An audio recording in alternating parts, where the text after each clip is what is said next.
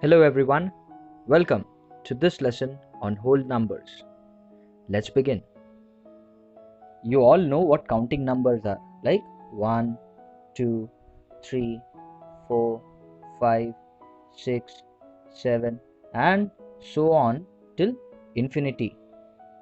Now these numbers are also called the natural numbers.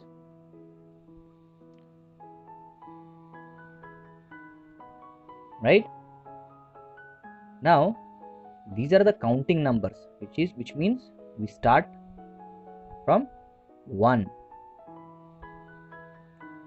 But when we mention there is nothing, what do we use? 0.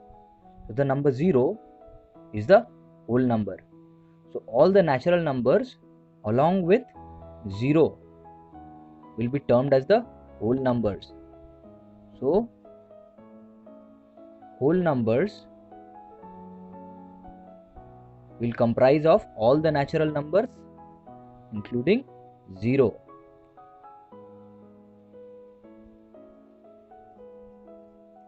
And so on till infinity.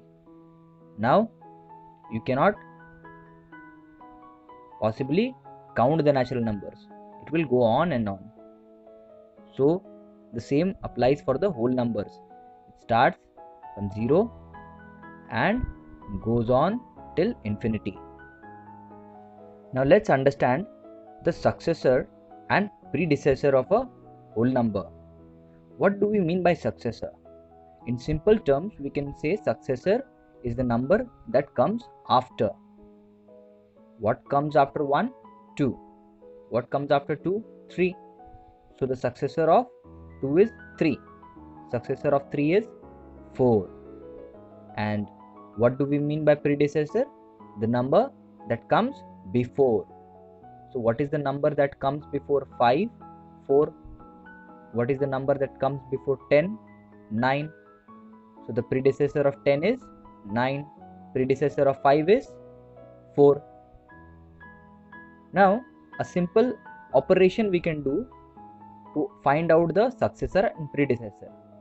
So for a number that comes after, we will just simply add 1 to find the successor, and to find the predecessor we'll just subtract 1 from the given number. So let's say we have to find the successor of 5. So what will be the successor of 5? We simply add 1 to the given whole number. So we will say 5 plus 1, that is equal to 6. So 6 is the successor of 5. Clear? Now if you are asked the predecessor, so you will simply subtract 1. So if the question is given, what is the predecessor of 10? You will simply subtract 1. 10 minus 1, that will give you 9. So the predecessor of 10 is 9. Now remember, every whole number has a successor and a predecessor, but 0 is the smallest whole number.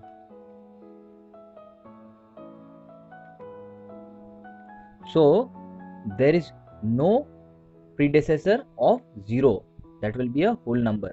0 can have a successor, that is 1, but there is no whole number that is a predecessor of 0, because 0 is the smallest whole number.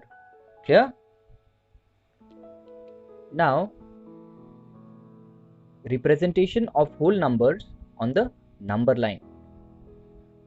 Now let's see how we will represent the whole numbers on the number line. So here we have taken the whole numbers from 0 to 7. Now how will we represent it? Let's draw a straight line with pointed arrows on both the sides. Now this indicates a line. Let's name this line as L.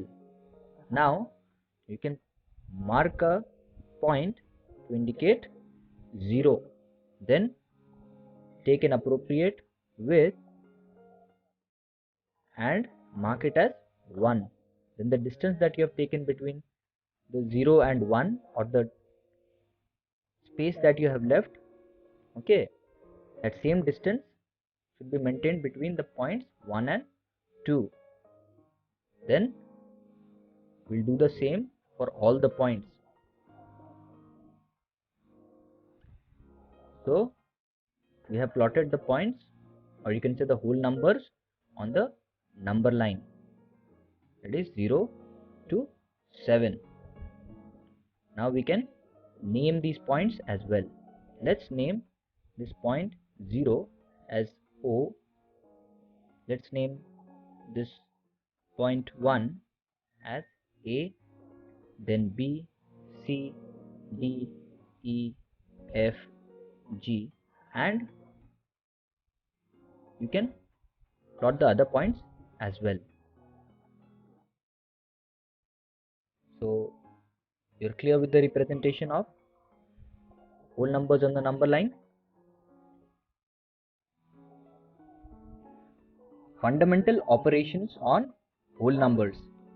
Now you all know the basic operations in mathematics that we apply, that are addition, subtraction, multiplication and division. Here we can apply these for the whole numbers. But before we start any operation, let's understand the properties for all the 4 operations. Properties of addition. The first property is the closure property. Now according to this property, if we add a whole number with another whole number, the result will be a whole number.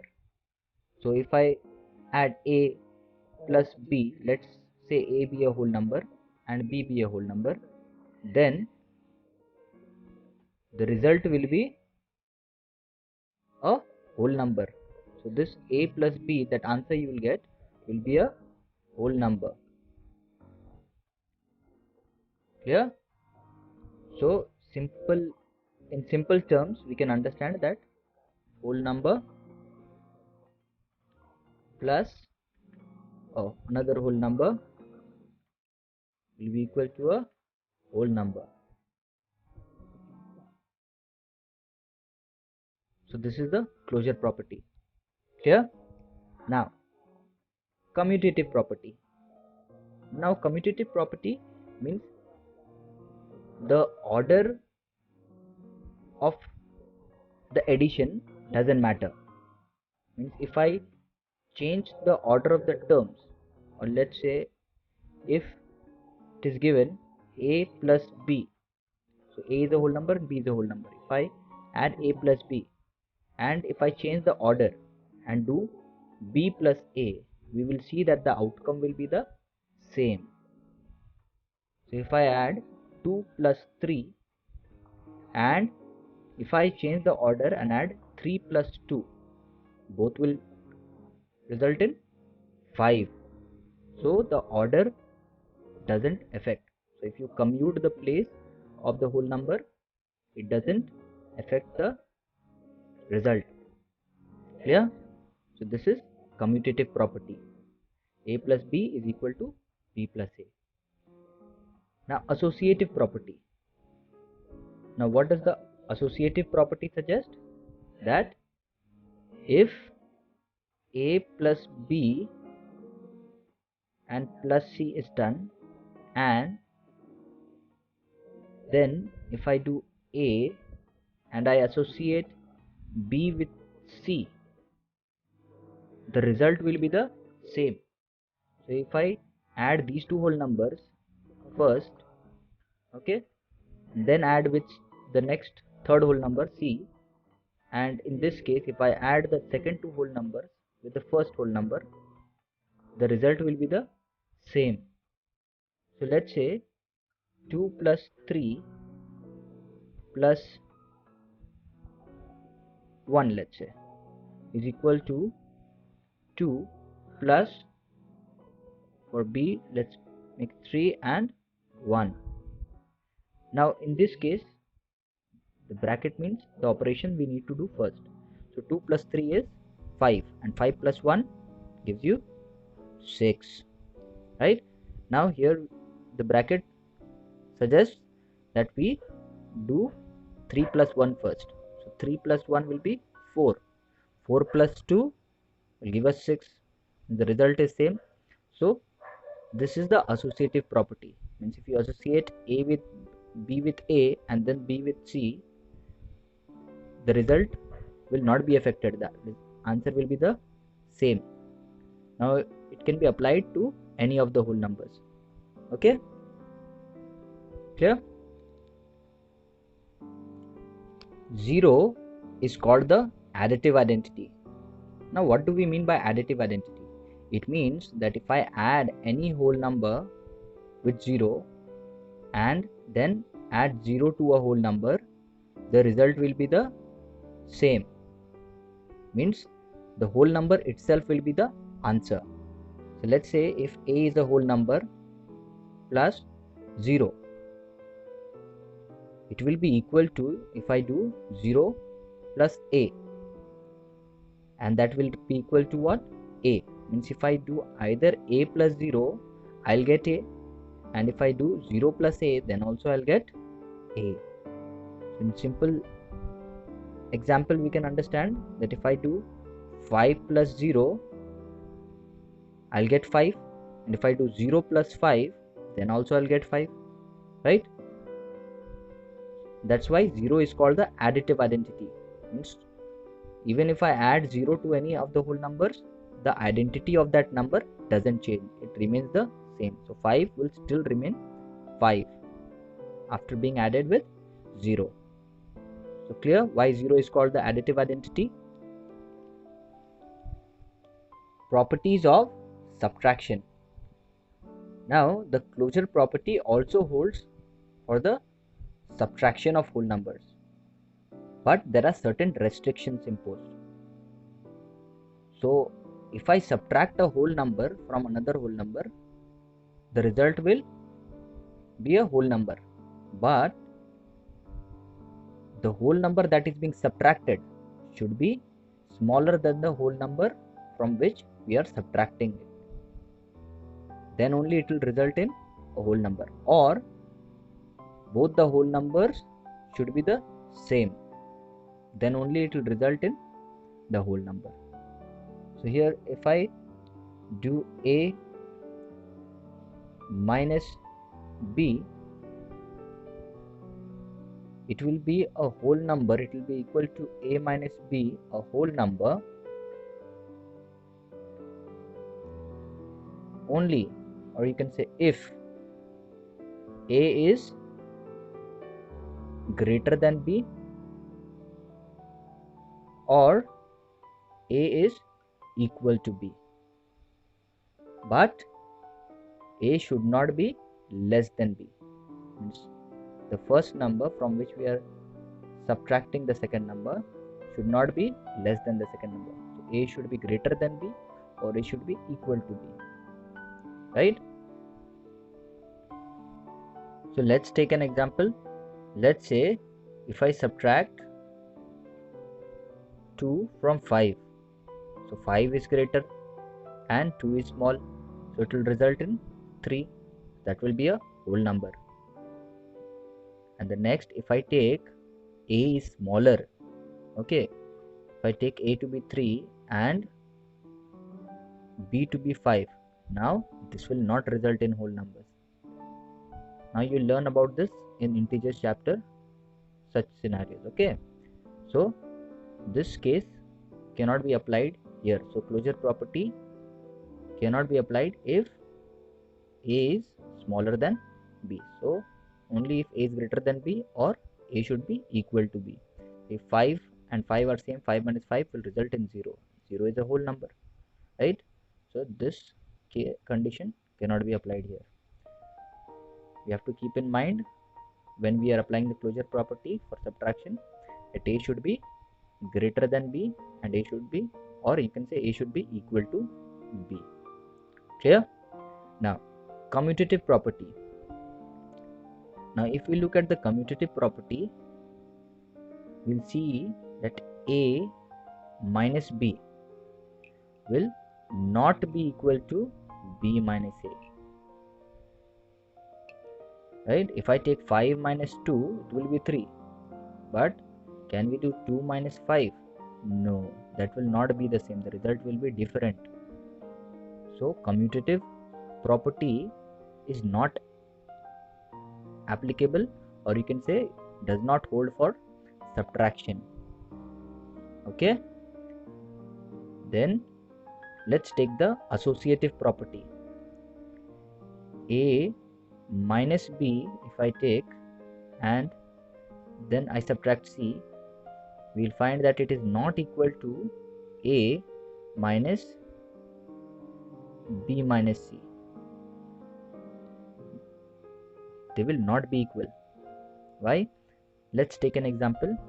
Let's say 5 minus 3 minus 1, and here let's say 5 minus 3 minus 1. So here first we need to apply the bracket operation of bracket. So 5 minus 3, that will give us 2, 2 minus 1 give us 1. But now here if we do 3 minus 1, that will give us 2, right? Because we have to do the bracket first. 3 minus 1 is 2. Now 5 minus 2 will give us 3. So they are not coming out to be the same. So this is not equal. So that's why the associative property for subtraction does not hold. So we can only apply the closure property in subtraction, but on one condition, that a should not be less than b. Clear? Properties of multiplication. So let's look at the closure property. Now you must be familiar with the closure property, that if I add a whole number by another whole number, the result will be a whole number. When we subtract a whole number by another whole number, the result will be a whole number, provided on condition. Now in multiplication also, if I multiply one whole number by another whole number, the result will be a whole number. So if I multiply a times b, let's say a is a whole number and b is a whole number, the result that we'll get on multiplying a times b will also be a whole number. Okay, if I multiply 2 times 3, we'll get 6.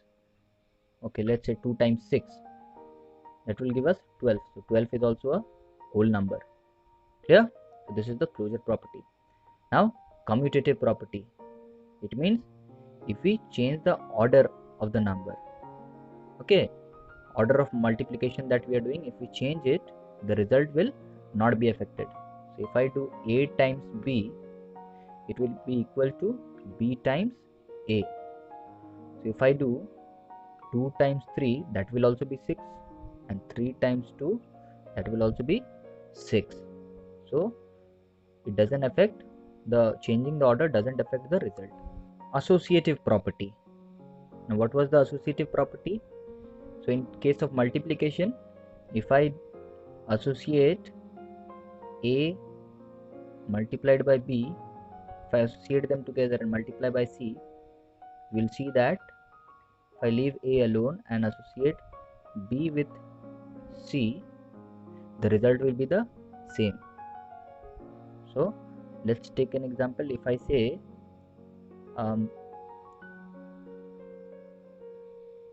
2 multiplied by 3 into 4 will be equal to 2 multiplied by 3 into 4. So if I first multiply 2 3 is 6, 6 4 is 24, and let's see here, first we have to multiply 3 and 4. So 3 4 is 12, 12 2 is 24. So if I associate the whole numbers together, it doesn't affect the result. Clear with the associative property? Next, distributive property. Now what is the distributive property? Let's see. If A is multiplied by B plus C, then we can distribute the multiplication of A to B and C both, which means I can say that A times B plus C, A times C. Clear? So in case of addition, I can distribute the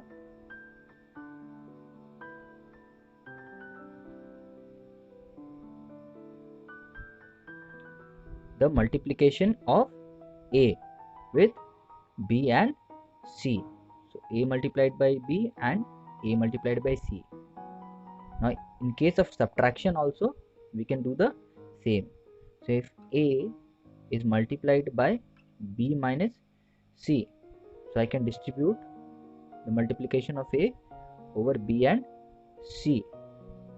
So we can represent it as A times B minus C times A times C. Clear? So this is the distributive property. Let's take an example to understand the distributive property.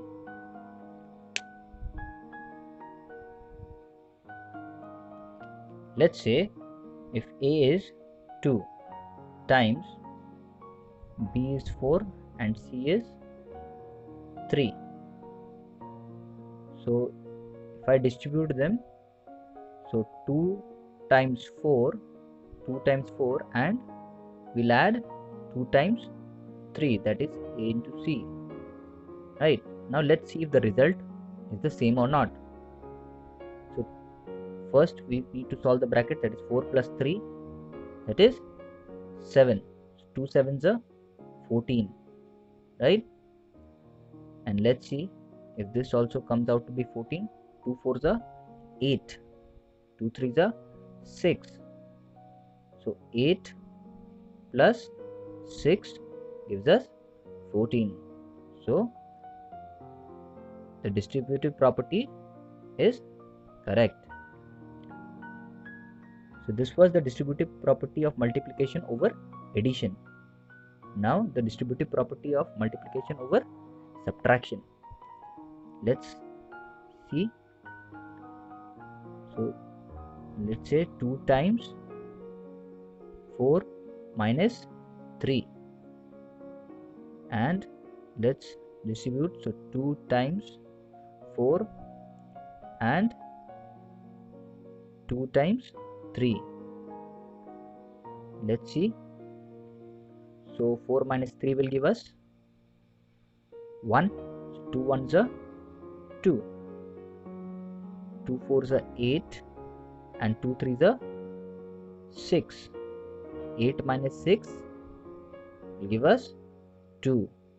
So yes, the distributive property over addition and subtraction is correct. Clear? Now 1 is called the multiplicative identity. What do we mean by this?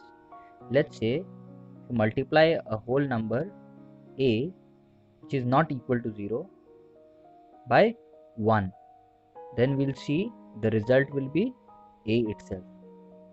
So here A should not be equal to 0. Okay, so if I multiply A times 1, we'll get A. So if I multiply 2 times 1, we'll get 2. 5 times 1, I'll get 5. Means 1 is the multiplicative identity for any whole number, isn't it? So the identity of the number remains the same after multiplying by 1. So if 2 is multiplied by 1, it remains 2. 5 multiplied by 1, it remains 5. So the identity remains. So you're clear with the multiplicative identity 1?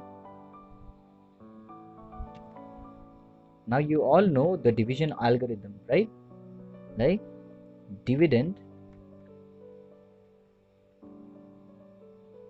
is equal to divisor multiplied by quotient plus the remainder. We know this is true, right? Let's take an example. Let's divide 15 by 2. So 15, so 2 will go 7 times. 2 sevens are 14. The remainder is 15 minus 14, that is 1, right? So you have the quotient as 7, remainder as 1, 2 is the divisor and 15 is the dividend. So let's place it in order. So 15 will be equal to divisor, that is 2, multiplied by the quotient, that is 7, plus the remainder, so that is 1. So if I multiply 2 times 7, we'll get 14, and 14 plus 1 will give us 15, right? So this is the division algorithm that you know. Now instead of writing down dividend is equal to divisor into quotient plus remainder, we can write it in another way. Let's say A is the dividend, B is the divisor, multiplied by Q is the quotient, and then plus the remainder R. Okay, so further we can write as BQ. Now B times Q, if you don't write the multiplication between two variables, this also means multiplication. So B into Q plus R. Now where R is equal to 0 or R is less than B. Now what is B? The divisor. So here you see the remainder is smaller than the divisor, right? So where R is equal to 0 or R is less than B. Now equal to 0 means what? When the remainder is 0. Let's say if I do 12 divided by 2. So here 2 is the divisor, 12 is the dividend. So 2 6 are 12. Now if I subtract, there is no remainder left, 0. So for that it is written where R is equal to 0 or R is less than B. Okay, so we can express it in this manner. So A is equal to BQ plus R. Clear?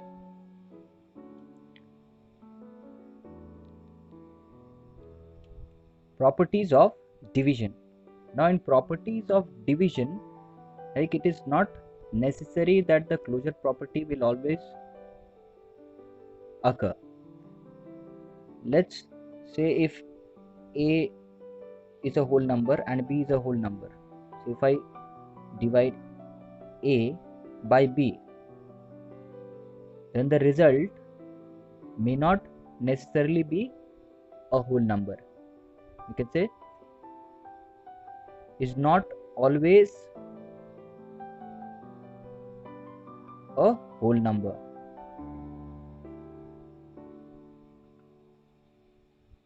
Now what do we mean by this? Let's say if I am dividing 10 by 5, then the result will be 2. 5 2s are 10. So 2 is a whole number. But now if I divide 11 by 2, will we be able to divide? And even if we divide, we'll get something in decimals or in a fractional form. That is not a whole number. So it is not always a whole number. So in some cases it may turn out to be a whole number. Is that clear? Now let's say if I divide a whole number a by 0. Now it is not possible to divide that. So the result will be undefined. So we can say cannot be defined. Okay. Now on the other hand, if I divide 0 by a whole number, say a.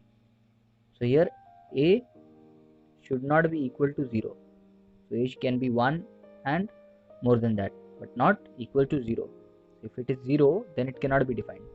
So if it is a whole number which is not equal to 0, then the result will be always 0. So we can say that if I divide 0 by 1, it will be 0. If I divide 0 by 5, it will be 0.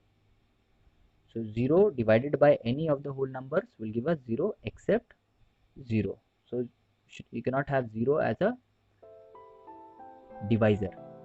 Okay, if 0 is the divisor, then the result cannot be defined.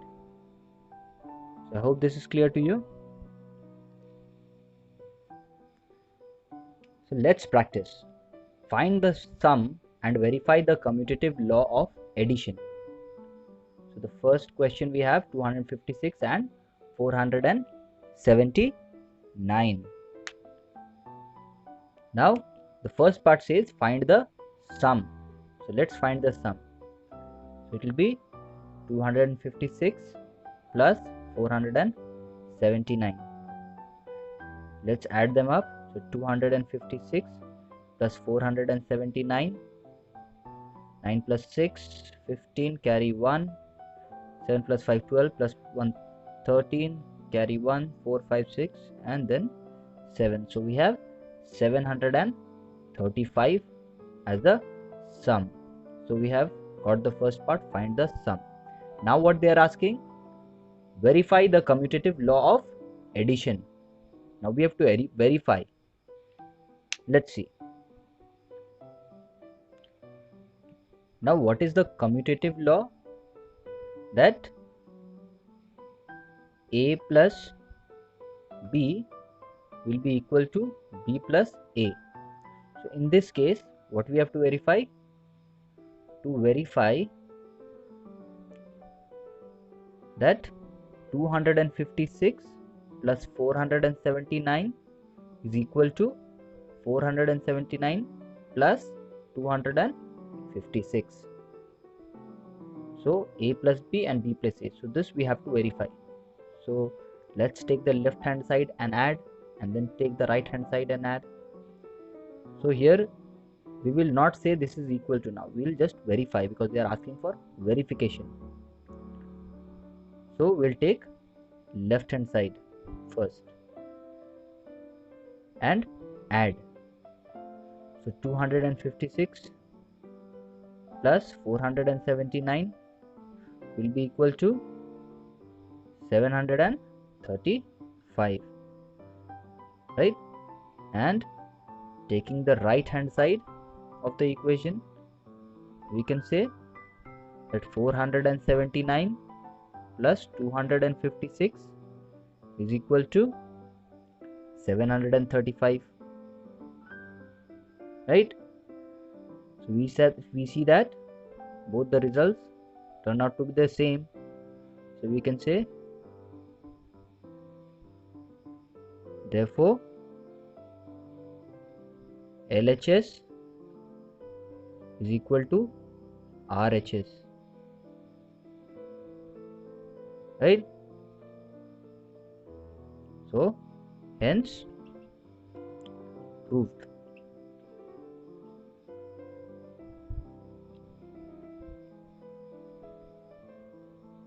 Next question.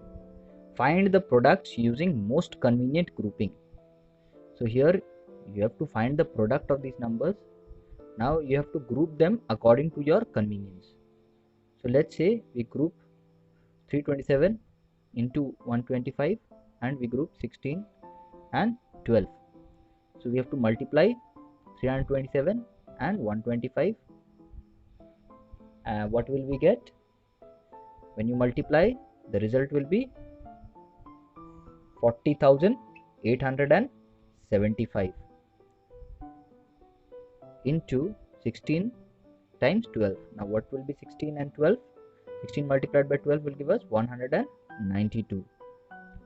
Now you will have to show the multiplication. Okay, so now we are left with 40,875 and 192. Now we have already grouped. Now the remaining multiplication we can do. So 40,875 multiplied by 192 will give us 78 lakh 48,000. Okay, so this will be the answer. So whenever it is asked that find the product or find the sum using most convenient grouping, so you can group them according to your convenience and then find the sum or the product of that group first, and then the sum of the product of that group, then the final addition or multiplication. Clear?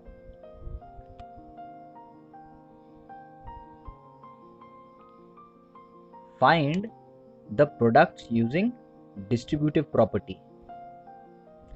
Now there were two distributive properties of multiplication over addition and subtraction, right? So what was the distributive properties? Let's recall. So A multiplied by B plus C will result in A multiplied by B plus A multiplied by C, and A multiplied by B minus C will result in A multiplied by B minus A multiplied by C, right? Now using this distributive property we will do this sum. So 348 multiplied by 1001. Now you have to put it in this form so that you can find the product easily. So here 348 multiplied by 1001. Now what you can do is you can write 348 as it is, and then you can write 1001 as 1000 plus 1. Now look, it looks like the first distributive property, isn't it? A multiplied by B plus C. So what will it result in? A plus A multiplied by B plus A multiplied by C, right? So we can write it in this form now. So we can write it as 348 multiplied by 1000 plus A times C, that is 348 multiplied by 1, right? So 348 multiplied by 1000 will give you 348, and then you add the 3 zeros, so that is 3,48,000 plus 348 times 1 gives us 348. It is very easy to add them.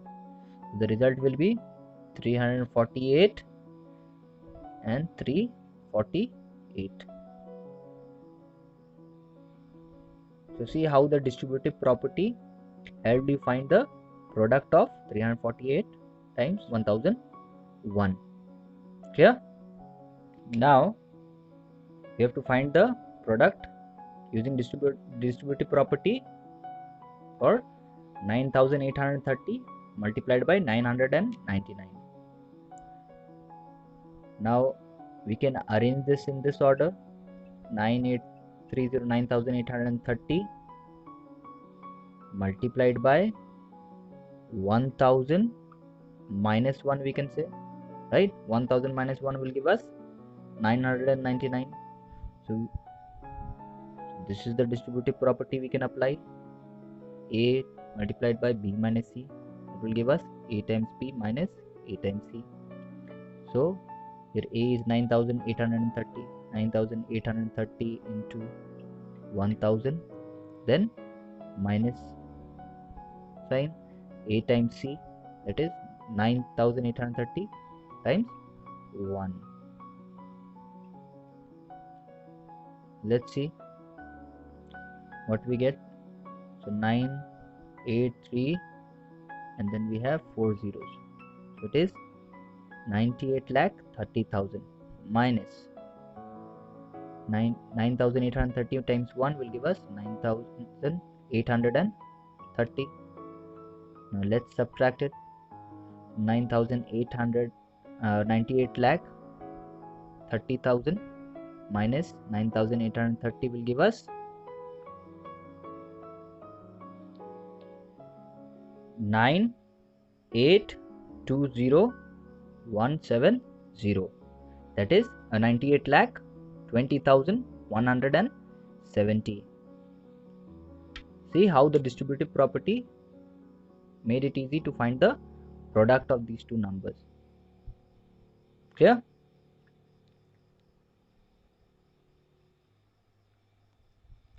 Find the following using relevant property. Now you have to identify which property you can apply looking at the given question. So here if you observe, it looks like the distributive property, right? Multiplication over subtraction, right? Like A multiplied by B minus C, which resulted in A times B minus A times C, right? So it looks like A multiplied by B minus A multiplied by C in this form. So we can convert it in this form, right?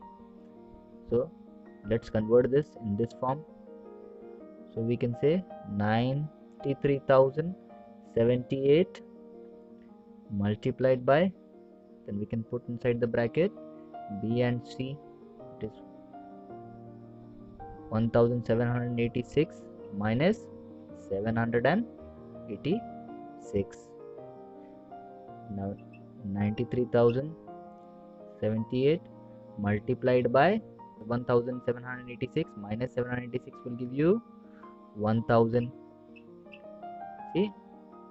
So now if you multiply this, you will get 93078,000. That is 9,30,78,000. Clear?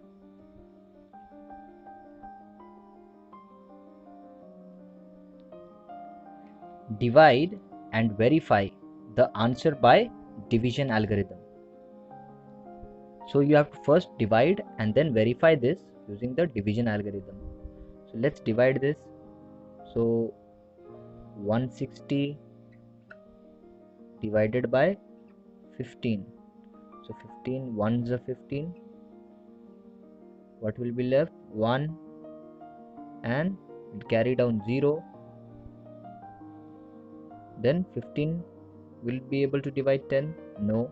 So 15 zeros are 0 and the remainder will be 10. So we have the quotient, right? So this is the quotient, this is the remainder, this is the divisor, and this is the dividend. So we have now divided 160 by 15. Now let's verify the answer by division algorithm. Now what was the division algorithm? We took A to be the dividend, which is equal to, it is B, the divisor, multiplied by the quotient plus the remainder, right? Where R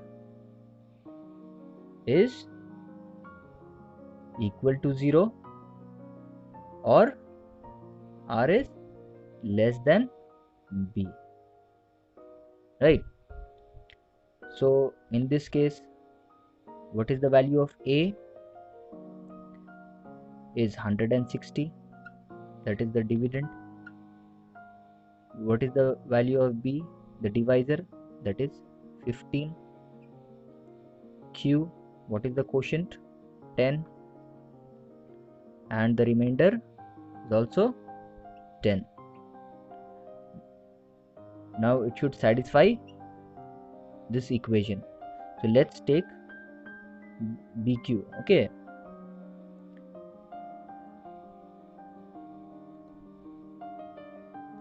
so now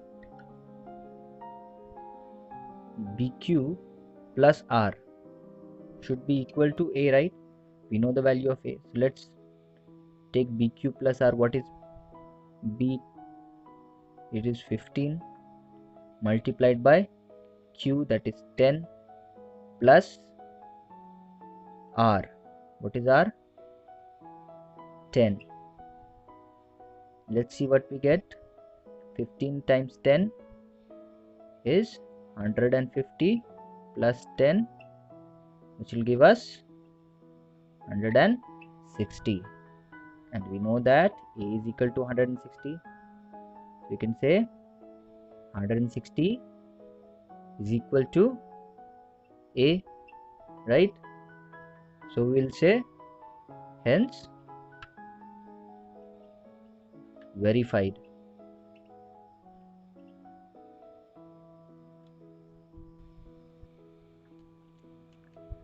Find the largest 6-digit number which is exactly divisible by 127. Now, what is the largest 6-digit number? The largest 6-digit number is largest 6-digit number is 9. So largest 6-digit number is 9,99,999. Now they are asking, find the largest 6-digit number which is exactly divisible by 127. Now we don't know for sure whether this largest 6-digit number is exactly divisible by 127 or not. So we have to find that largest number. If this is not this, then maybe something else.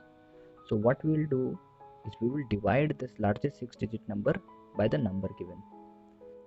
So now let's divide 9,99,999 by 127. Let's write the quotient this side to utilize the space. So 127, let's take the first 3 digits because it is a 3-digit number. So 127 multiplied by 7 will give us 889. We'll subtract. What will we get? 9 minus 9, 0, 9 minus 8, 1, 9 minus 8, 1. Now we'll carry down 9. Now 127, how many times we can do?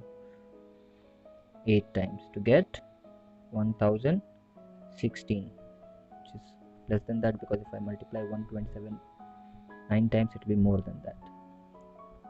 So let's subtract.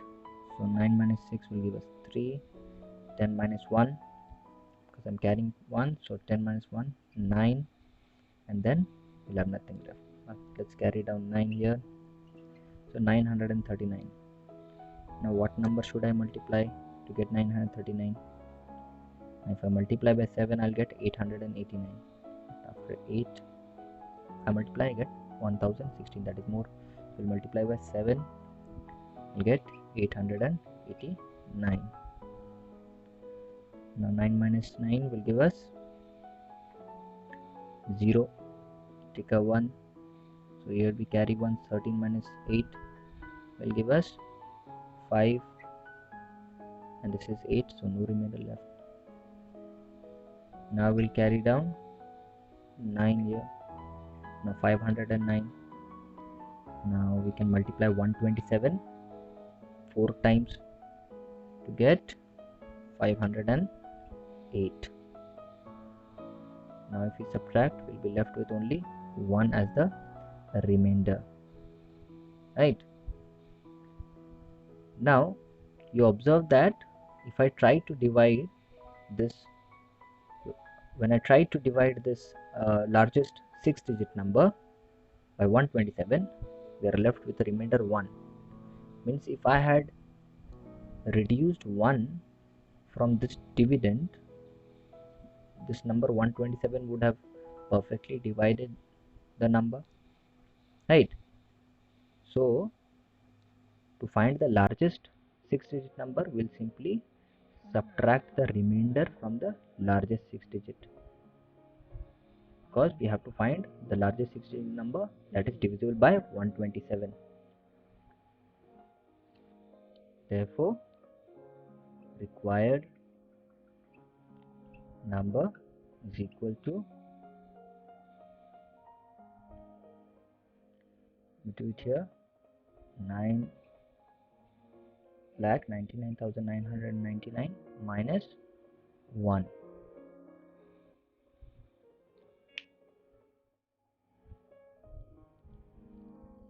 That will give us 9,99,998. This largest 6-digit number will be exactly divisible by 127. Clear? So this will be the answer.